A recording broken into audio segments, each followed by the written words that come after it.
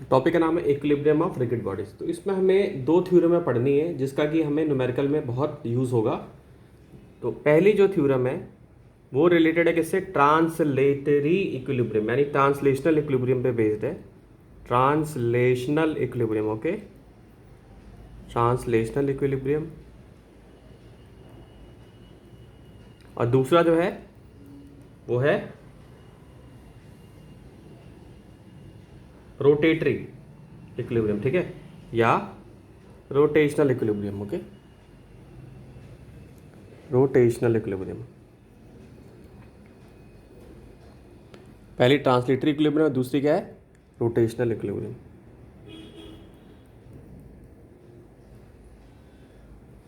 Okay, तो ये होता क्या है, पहले तो ये पता होना चाहिए कि इक्विलिब्रियम ही क्या होता है।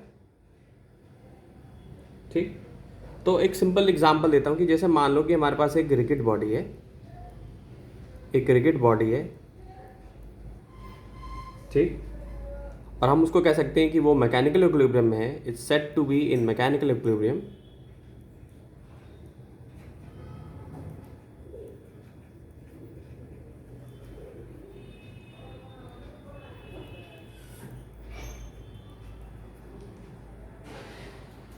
इफ, तो हम कैसे किसी रिजिड बॉडी को मैकेनिकल इक्विलिब्रियम कह सकते हैं, अगर उसके लीनियर मोमेंटम यानी कि P equal to M V, ठीक है बच्चों, और एंगुलर मोमेंटम यानी कि L equal to M V are not changing with time. ठीक है बच्चों, are not changing with time. तो अगर कोई रिजिड बॉडी है उसको हम कहेंगे कि वो मैकेनिकल इक्विलिब्रियम में है। कब कह सकते हैं, जब लीनियर मोमेंटम उसका और एंगुलर मोमेंटम दोनों ही समय के साथ बदल नहीं रहे हैं। ठीक, और ये भी कह सकते हैं कि बॉडी का जो लीनियर एक्सेलरेशन है, बॉडी का लीनियर एक्सेलरेशन और एंगुलर एक्सेलरेशन, यानी कि लीनियर एक्सेलरेशन क्या हो गया a, और एंगुलर एक्सेलरेशन भी नहीं है। ठीक है, ना बॉडी का लीनियर एक्सेलरेशन है ना एंगुलर एक्सेलरेशन है। ठीक है, तो ये बहुत सिंपल टर्म्स में हमने एंगुलर एक्सेलरेशन क्या हो जाएगा, अल्फा हो जाएगा। ठीक है, रोटेशन एनालॉग पिछले चैप्टर में मैं जो पिछला जो लेक्चर था उसमें मैंने बताया था। ठीक है, इसको लिख लीजिए, ये बहुत इंपॉर्टेंट है। स्कूल के एग्जाम में ये पूछा भी जाता है, व्हाट इज ट्रांसलेटरी इक्विलिब्रियम या explain to conditions of for equilibrium of a rigid body. तो आपको ये बताने के लिए आएगा। ठीक है, फटाफट लिख लीजिए इसको पहले।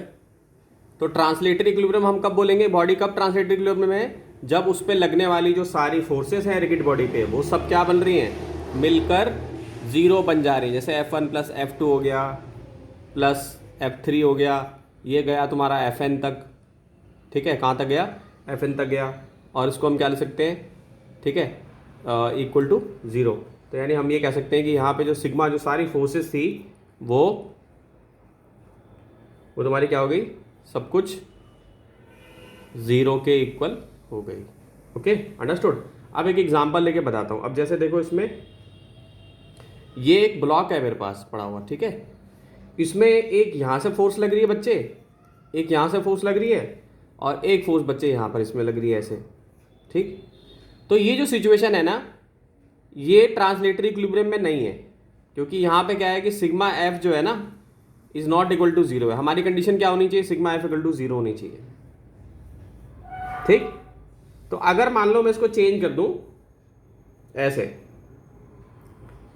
ठीक है, सो इस केस में अगर मान लो मैं ऐसे ले लूं, यूं ले लूं ऐसे, ये ए हो गया, ये माइनस एफ हो गया डायरेक्शन। भाई नीचे वाली डायरेक्शन को माइनस एफ ले लिया, इसको एफ ले लिया मैंने पॉजिटिव। ये इसका पॉइंट हो गया जहाँ से रोटेशन हो रहा है। ठीक, तो ये ऐसे घूम रहा है, ये ऐसे घूम रहा है। ठीक, ठीक, सेम सेंस में लग रही है, क्लॉकवाइज लग रही है, ठीक है। तो इस केस में जो टोटल फोर्स है वो 0 है, ठीक है, टोटल फोर्स जो है वो 0 है, ठीक। तो ये जो बॉडी है, this body is in translatory equilibrium, ठीक है, ये ध्यान रखना है। दिस बॉडी, अब समझ में आ गया होगा कि किसको हमें लेना, तो यहां पे सिग्मा एफ इक्वल टू 0 हो गया है। So this body is in translational equilibrium या translatory equilibrium, translational equilibrium, okay.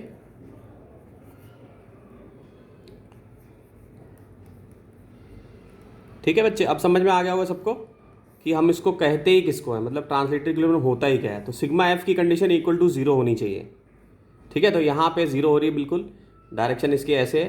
तो ये एक अच्छा एग्जाम्पल है जहाँ पे कि ट्रांसलेटरी इक्विलिब्रियम में है,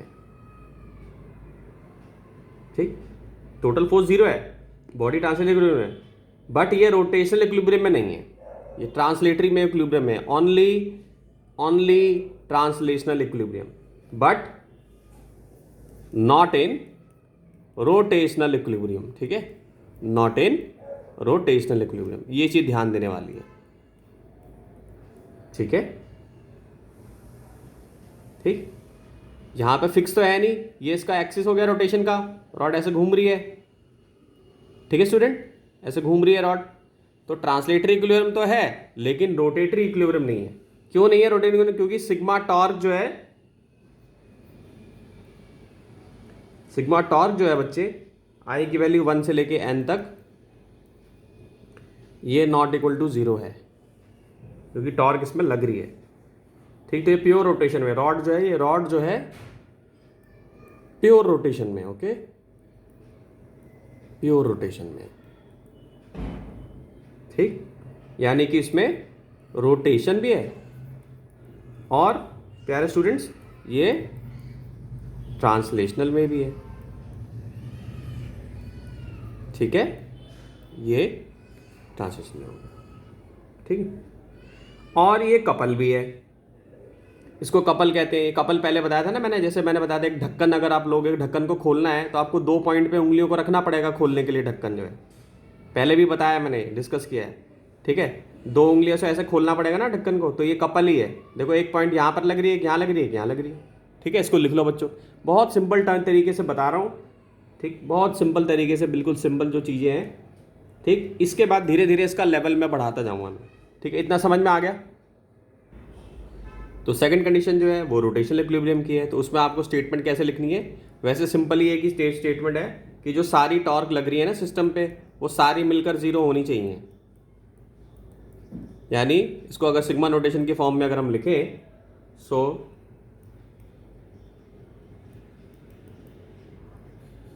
ये इक्वल टू 0 हो जाएगा बच्चों, ठीक है। तो ये तुम्हारा क्या होगी? सेकंड कंडीशन होगी रोटेटरी इक्विलिब्रियम या रोटेशनल इक्विलिब्रियम का, ठीक है। अब इसमें जब न्यूमेरिकल करेंगे ना तो हमारा कॉन्सेप्ट और अच्छे से क्लियर होगा, ठीक है। चलो अब आते हैं, इसमें एक और कॉन्सेप्ट है, ठीक है। इस कॉन्सेप्ट को क्लियर करने के लिए मैं एक डायग्राम बनाता हूँ, पहले आप लोग इसको लिख लें। तो ये एक डायग्राम आप लोगों को बनाया मैंने समझाने के लिए। तो आप लोगों ने बचपन में गेम खेली होगी, वो ना सीसॉ बोलते हैं उसको, किड्स गेम खेलते हैं, जिसमें कि ऐसे ना एक बच्चा यहाँ बैठ जाता है, एक बच्चा यहाँ बैठ जाता है, एक बच्चा यहाँ बैठ जाता है।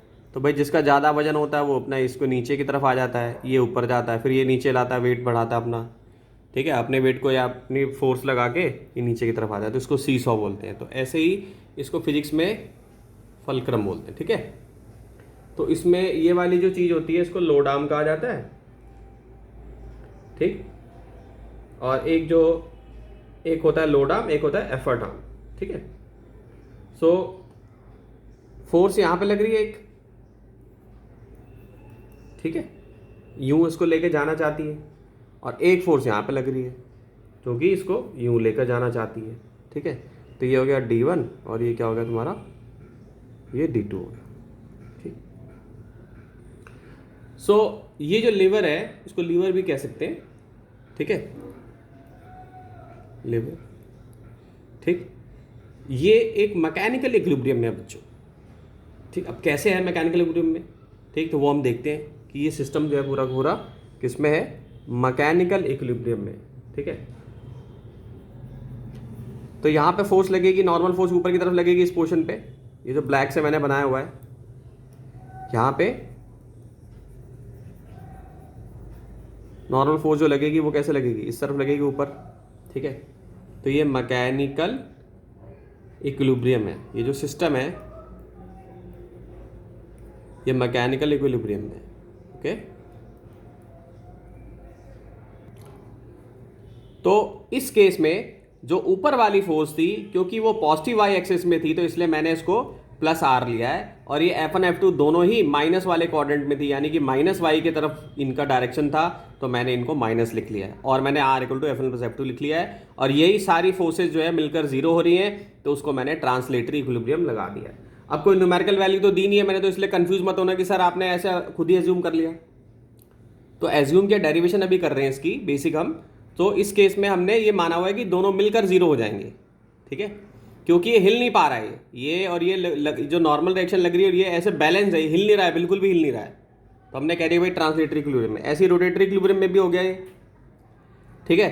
ये देखो ये किस डायरेक्शन में मूव कर रहा है, इस तरीके से मूव कर रहा है, ये ऐसा मूव कर रहा है, यानी एक सिंपल वही सिचुएशन हो गई कि एक बंदा यहाँ से लगा रहा है, एक बंदा यहाँ, मतलब हिलने ही नहीं दे रहा वो।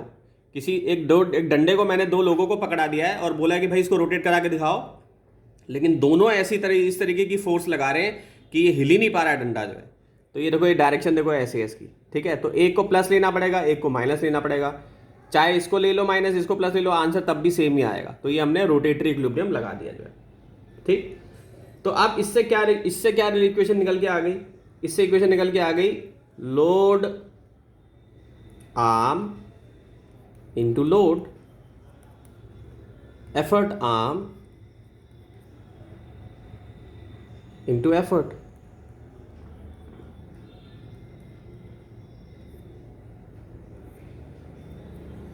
ठीक, ऐसे लिख सकता हूं इसको। तो यहां पे हम एक और चीज डिफाइन करेंगे, मैकेनिकल एडवांटेज,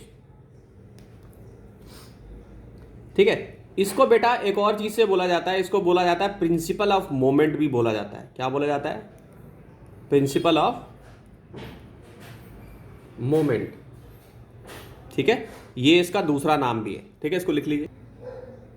सो इसको प्रिंसिपल ऑफ मोमेंट्स भी हम इसे कह सकते हैं। अब इसका एप्लीकेशन क्या है? एप्लीकेशन ये है कि इस चीज को मैं अब एक और नई चीज बताने वाला हूं, मैकेनिकल एडवांटेज।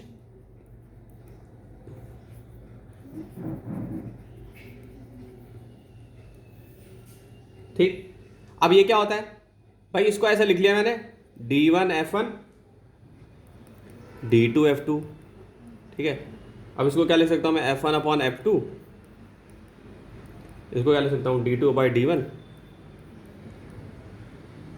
और इसको क्या लिख सकता हूं ma, यानी मैकेनिकल एडवांटेज हो गई, ठीक। तो ये वाली जो आर्म थी ना, ये वाली जो d2 की वैल्यू है, ये वाली जो आर्म है ना, इसको बोलते हैं एफर्ट वाली आर्म, यानी जो एफर्ट हम कर रहे हैं, ठीक है।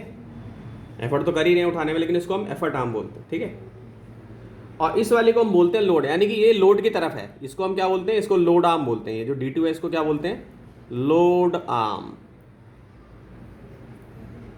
ठीक है बच्चे। तो अगर ये जो मैकेनिकल एडवांटेज है ये 1 से बड़ी आ गई, ठीक, 1 से अगर बड़ी वैल्यू आ गई, तो इसका मतलब ये है कि बहुत स्मॉल एफर्ट करके, यानी स्मॉल फोर्स लगा के आप, so small effort can be used to lift a large load, ठीक है बच्चे, to lift a large road नहीं लोड, रोड सुनाई दे रहा है वो लोड, ठीक है, ठीक। तो एक एग्जांपल क्या हो गया, सीसा हो गया तुम्हारा, ठीक है। दूसरा क्या हो गया कि बैलेंस जो हो गया, ऐसे करके जो वजन होता है, ये भी एक एग्जांपल हो गया। बड़ा सा तराजू, बहुत बड़ा सा तराजू एक ले लिया हमने, ठीक है। और भी बहुत सारे एग्जांपल हो गए तुम्हारे। जो है ज़्यादातर जो बड़ी बड़ी बिल्डिंगें डिज़ाइन होती हैं, पुल्स डिज़ाइन होते हैं, उन सब में जो है इसका इस्तेमाल किया जाता है। बड़ी बड़ी मशीनें होती हैं जो कि जिसमें कि यही टेक्निक मैकेनिकल एडवांटेज वो यूज़ करते हैं। और तुम्हारे जो शिपयार्ड्स होती हैं, वहाँ पे जो बहुत भारी भारी सामान हटाना होता है, वहाँ पे भी ये टेक्निक यूज़ की जाती है, यानी उसके पीछे भी ये सारी ही फिजिक्स है। ठीक है, समझ में आ गया, लिख लो उसको सब। सो अगला टॉपिक है सेंटर ऑफ ग्रेविटी। तो सेंटर ऑफ ग्रेविटी हम कैसे पता कर सकते हैं? सिंपल एक एग्जांपल ले रहा हूँ, इससे ज़्यादा अच्छे से बच्चों को समझ में आता है। डेफिनेशन में लिखवा दूंगा। तो सपोज करो कि ये हमारे पास एक इरेगुलर बॉडी है और हमें इसका सेंटर ऑफ ग्रेविटी पता करना। तो इसको क्या करो, आप ऐसे लटका दो। लटका दिया आपने, लटकाने के बाद आप एक लाइन ऐसे खींच लो, एक लाइन आप ऐसे खींच लो, एक लाइन आप ऐसे खींच लो। तो एक पॉइंट पे टकराएगा ये, मतलब एक पॉइंट पे क्या होगा कि सारे जो चीज़ें हैं वो एक पॉइंट पे आ जाएंगी। ठीक, सो यानी कि इस A1 डायरेक्शन पे कहीं ना कहीं सेंटर ऑफ ग्रेविटी हमें मिल जाएगी। ठीक है, अब एक चीज़ ध्यान रखने वाली है, कुछ बच्चे कहेंगे सर सेंटर ऑफ मास भी आपने बताया था, क्या दोनों सेम चीज़ है? तो बेटा दोनों अलग अलग चीज़ें हैं, सेंटर ऑफ ग्रेविटी अलग चीज़ है, सेंटर ऑफ मास अलग चीज़ है, लेकिन सेंटर ऑफ ग्रेविटी और सेंटर ऑफ मास एक ही पॉइंट पे लाए कर सकते हैं, ये चीज़ ध्यान रखने वाली है। ठीक है, समझ गए, ये बात ध्यान देने वाली है। तो इस तरीके से हम इसका सेंटर ऑफ ग्रेविटी निकाल सकते हैं। ठीक, अब एक और एग्जांपल लेता हूँ, मान लो सेंटर ऑफ ग्रेविटी। ठीक है, तो एक और एग्जांपल मैं देता हूँ, उससे सेंटर ऑफ ग्रेविटी समझ में आएगा। ये एक सिंपल एग्जांपल ले लिया, ये क्या है, इरेगुलर शेप है। ठीक है, दूसरे एग्जांपल से समझ में आ जाएगा। सपोज करो कि कार्डबोर्ड है हमारे पास, ये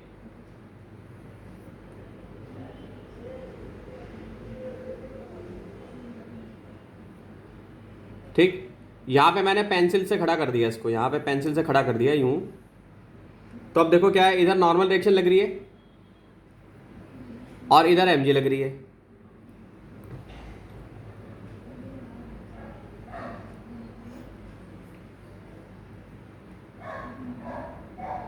ठीक, सो इस पॉइंट पे M2G लग रही है और इस पॉइंट पे M1G लग रही है फोर्स। ठीक है, मास अलग अलग डिस्ट्रीब्यूटेड है ना, कार्डबोर्ड है, अलग अलग मास में डिस्ट्रीब्यूटेड है। तो ये जो G पॉइंट है ना, जहां पर ये बैलेंस हो गई, यानी ये बैलेंस हो गई है इस पॉइंट पे, G पॉइंट पे, ये इसका सेंटर ऑफ ग्रेविटी है। गेटिंग माय पॉइंट, ये क्या है, इसका सेंटर ऑफ ग्रेविटी है।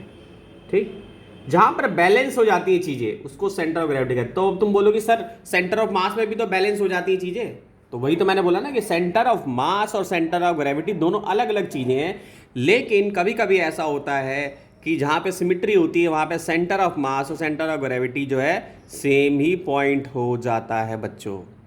ठीक है, ये बात ध्यान देने वाली है, इसको बना लीजिए, लिख लीजिए, इससे ज़्यादा याद रहेगा आपको कि सेंटर ऑफ ग्रेविटी क्या होती है। अभी इसकी डेफिनेशन लिखवा देता हूँ। अब अभी हमने ये डायग्राम देखा, तो इसको हम इस डायग्राम को, जो पेंसिल है और ये कार्डबोर्ड है, ये आपका कार्डबोर्ड है, ये जो है ये कार्डबोर्ड है, और हमने पेंसिल को यहाँ पे ऐसे बैलेंस किया हुआ है। तो यहाँ पे भी ट्रांसलेटरी और रोटेटरी इक्विलिब्रियम हो रहा है। तो इसको, इस कॉन्सेप्ट को हम ऐसे भी समझ सकते हैं कि जहाँ पे ट्रांसलेटरी और रोटेटरी इक्विलिब्रियम भी जीरो हो गया, यानी सेंटर ऑफ ग्रेविटी वो पॉइंट होगा कि जिसकी वजह से पूरी की पूरी बॉडी बैलेंस हो जाएगी और वहाँ पे ट्रांसलेटरी और रोटेटरी इक्विलिब्रियम भी लग रहा होगा, यानी कि जो torque, sigma torque equal to zero हो जाएगा, sigma F equal to zero हो जाएगा और बॉडी बिल्कुल बैलेंस हो जाएगी, बिल्कुल बैलेंस हो जाएगी। बार बार मैं कह रहा हूँ, तो इसको हम कह सकते हैं कि ये जो पॉइंट है ये सेंटर ऑफ ग्रेविटी हो जाएगा। ठीक है, ये पॉइंट सेंटर ऑफ ग्रेविटी हो जाएगा। तो टिप ऑफ जो पेंसिल है उसकी वजह से क्या हो रहा था, नॉर्मल डायरेक्शन लग रही थी आर, ऊपर की तरफ आर लग रही थी। ठीक है, और एमजी बैलेंस हो रहा था यहाँ पे। ठीक, अब अलग अलग यहाँ पे इस लाइन पे पॉइंट चूज करता रहूँ मैं, अगर मान लो ऐसे अलग अलग पॉइंट चूज करता रहूँ, तो हर पॉइंट क्या करता है, इसको घुमाना चाहता है ना, हर पॉइंट इसको घुमाना चाहता है। यहाँ पे भी फोर्स लग रही है, यहाँ पे भी फोर्स लग रही है, इधर भी लग रही है फोर्स, इधर भी लग रही है, हर जगह फोर्स लग रही है, तो ये घुमाना चाहता है। लेकिन इस तरीके की कंडीशन बन गई है कि नेट टॉर्क भी इस पे जीरो हो गई है बच्चों, यानी टॉर्क जो है, जो ग्रेविटेशनल टॉर्क है इस पे, वो भी जीरो हो गई। मान लो R1 मैंने छोटे छोटे पॉइंट्स का पॉइंट्स ले लिया है, मतलब उसका पोजीशन वेक्टर ले लिया है और इसको M1G से मल्टीप्लाई किया मैंने हर पॉइंट पे, तो ये क्या आ रहा है, जीरो आ रहा है। ठीक, तो एक चीज और निकल के आ गई, एक और इससे डेफिनेशन निकल गई। एक तो ये दोनों तो बता ही दिया मैंने, ठीक, कि टोटल टॉर्क जीरो होना चाहिए, टोटल फोर्स जीरो होना चाहिए वहां पे। एक डेफिनेशन और निकल के आ गई, ठीक है, एक डेफिनेशन और निकल के आ गई कि सेंटर ऑफ ग्रेविटी या CG is a point of a body, center of gravity of a body as that point where the total, बहुत बढ़िया डेफिनेशन है ये, total gravitational torque on the body is zero, total gravitational torque on the body is zero, torque on the body is zero. ठीक है, तो ये चीज बच्चों ध्यान रखनी है।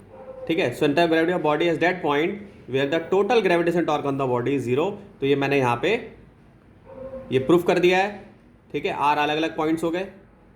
ठीक है, अलग अलग पॉइंट्स हो गए आर, यानी कि जैसे ये अगर कार्डबोर्ड है, ये अगर कार्डबोर्ड है, तो अगर मान लो यहाँ पर ये बैलेंस हो रखा है, तो ये पॉइंट ये पॉइंट ये पॉइंट ये, मतलब कि ये जो आर क्या होगा तुम्हारा डिस्टेंस हो गया, ये एम जी डिस्टेंस हो गया एम जी। तो ये सारा कुछ मिलकर क्या हो रहा है, इक्वल टू जीरो हो रहा है। ठीक, सर एक चीज पूछनी थी, जब भी बैलेंस होगा तो रोटेशनल और ट्रांसलेशन दोनों जीरो, बिल्कुल बिल्कुल जीरो हो जाएंगे। और क्या, बैलेंस का मतलब क्या है, बैलेंस का मतलब ये है कि सारी फोर्सेज आपस में बैलेंस है, नेट फोर्स जीरो होगी उस पर। ठीक है, अब इसमें एक चीज और जोड़ते हैं कि सेंटर ऑफ मास के साथ क्या होगा। तो अगर सम जीरो हो रहा है तो ओरिजिन हमेशा centre of mass of the body होगा, हमेशा जो ओरिजिन होगा। तो इसीलिए हम कहते हैं कि centre of gravity of the body coincide with the centre of मास, लेकिन दोनों अलग अलग चीजें हैं। ठीक है, जब बॉडी बहुत छोटी है उस केस में ये फॉलो होता रहेगा, यानी centre of gravity centre of mass coincide. इस पे एसर्शन रीजन बन सकता है। वैसे अब तो एम्स में का पेपर अब नीट ही ले रहा है, तो एआर क्वेश्चन नहीं आ रहा है, लेकिन इसमें ये क्वेश्चन बहुत अच्छा बन सकता है कि भाई centre of gravity centre of मास क्या कोइंसाइड कर सकते हैं, तो आंसर होगा यस। ठीक, लेकिन किन के लिए, ऐसी बॉडी जो बहुत ही स्मॉल साइज की है।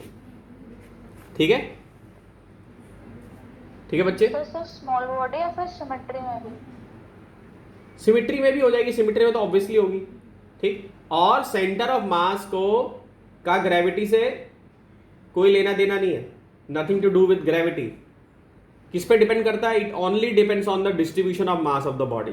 ठीक है, सो सेंटर ऑफ मास और सेंटर ऑफ ग्रेविटी कभी कभी कोइंसाइड कर सकते हैं अगर बॉडी बहुत छोटी है। बड़ी बॉडी है तो उस केस के लिए जो है नहीं है वैलिडी। ठीक है, और centre of mass has nothing to do with gravity. Note, centre of mass has nothing to do with gravity.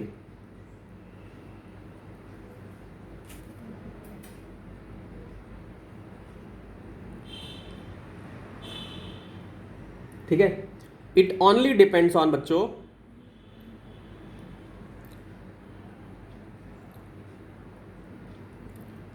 It only depends on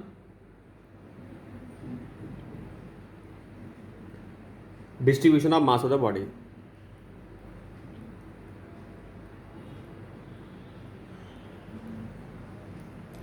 तो इस पे नीट में एमसीक्यू, नीट में बच्चों एमसीक्यू बन सकता है। यहां से बहुत प्यारा प्यारा एमसीक्यू बन जाएगा। वो तुमको घुमा देगा सेंटर ऑफ मास पे, सेंटर ऑफ ग्रेविटी पे, 4 रीजन दे देगा, उसमें से बेस्ट आंसर चूज करना हो। तो हमेशा याद रखना कि सेंटर ऑफ मास और सेंटर ऑफ ग्रेविटी किसी एक पॉइंट पे लाई कर सकते हैं। ठीक, अगर बॉडी बहुत छोटी है। ठीक है, और सेंटर ऑफ मास का कोई लेना देना नहीं है with gravity, it depends only on the distribution of mass of the body. ठीक है बच्चे, तो सेंटर ऑफ मास ना, हाँ सेंटर ऑफ मास। ठीक है, सो एक और नोट लिखवा देता हूं मैं, ये भी इंपॉर्टेंट है।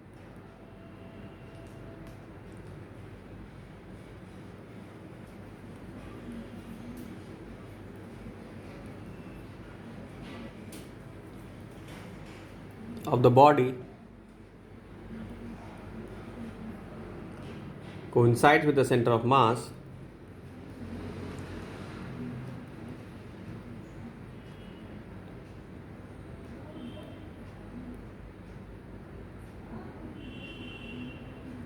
if body is small, यानी जिस बॉडी पे हो रहा है उसको बहुत स्मॉल।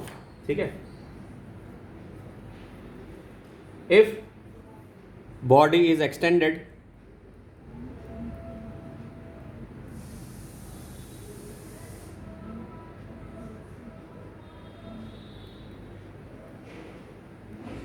ठीक, यानी जी बदल रहा है।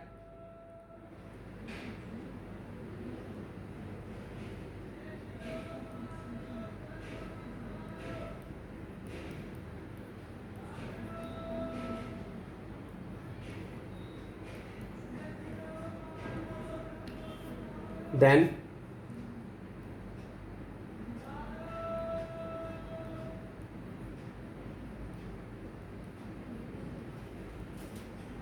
and center of mass will not collide.